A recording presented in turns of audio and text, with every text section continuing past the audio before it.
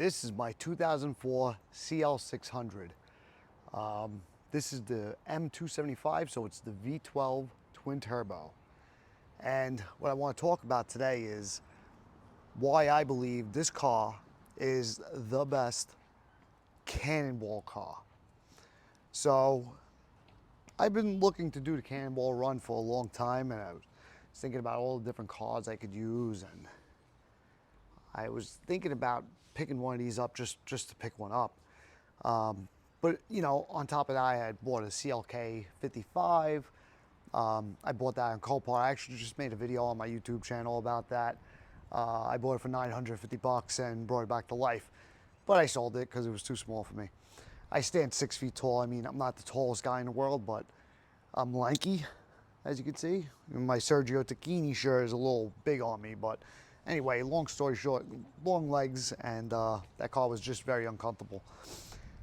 So anyway, I came across this car, I picked it up, and it had me thinking. I know that the guy from VinWiki, Ed Bolian, I think that's how you pronounce his name, he did the Cannonball Run in a CL, so a 55, which is the V8 version of this. And this is the CL class, but this is called the C215, this particular body style. And why I think it's a good Cannonball car, not because it already was done, there's a big difference between the CLK, I'm sorry, the CL55 and the CL600, one being the motor, right? But the space in the trunk is great for a fuel cell, right? We know that. Radar-wise, it doesn't work really through the windshield, so I'm gonna have to do some integrated system, which I watched that guy Vortex. He's got a YouTube channel. He's got some good ideas in terms of what to use. So I'm going to be utilizing a hardwired version in there. But let's look around the car, and we'll go more into it. But in essence, it's just fuel cell, radar, diffuser, maybe. They're illegal in Texas, but I wouldn't install it in Texas. I wouldn't use it in Texas. I would take it out of the car. So let's go around the car and I'll talk about it a little more. All right, for long journeys, I mean, this car is comfortable. I mean, this car is comfy, okay, to say the very least. And on top of that, this car, believe it or not, this car gets me about 23 miles per gallon. 23 miles per gallon. Can you believe that? It's almost hard to believe. I mean, I'm not saying I drive it hard, but I mean, you know, for this size of a motor, which is the M275, and that's what it all comes down to, right? The V12 twin turbo, and this particular motor has been tuned. It's got a RENNtech-tuned, and so right now it's probably pushing around the high 6s in terms of horsepower, and you know, mid 7s in terms of torque. So this car is not a toy. This is a very, very, very fast car.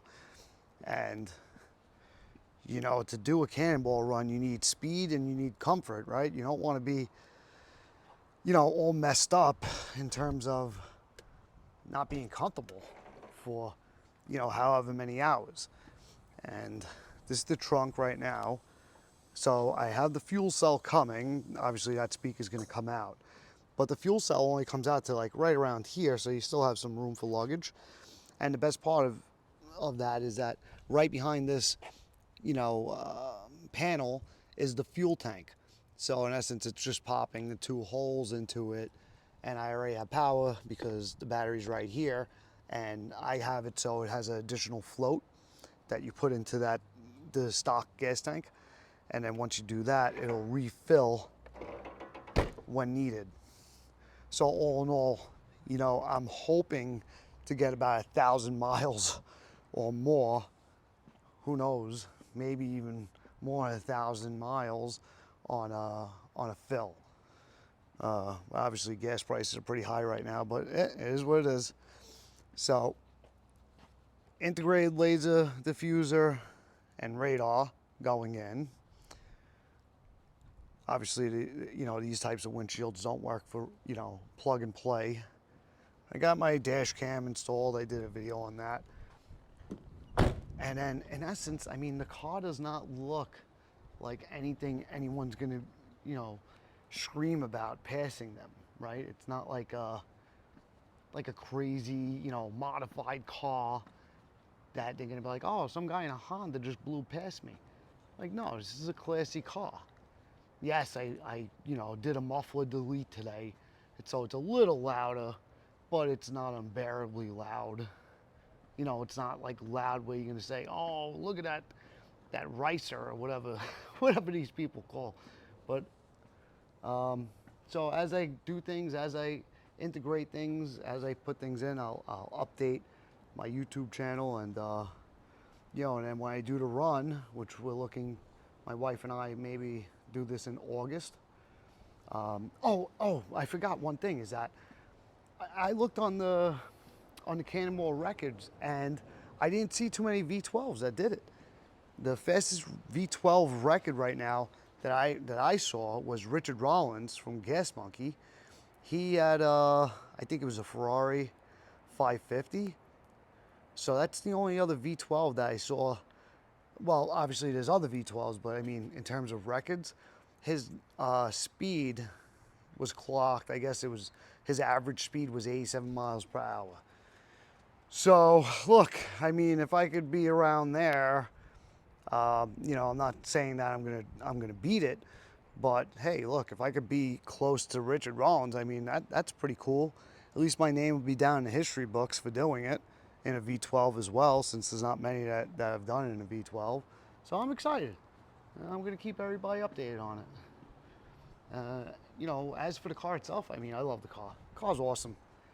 This car is just an amazing car. It's classy. It's fast. I don't know. If you're ever in the market, I would say check it out. You got to have big pockets, deep pockets for it, but it's worth every penny. All right. As my license plate says, ciao.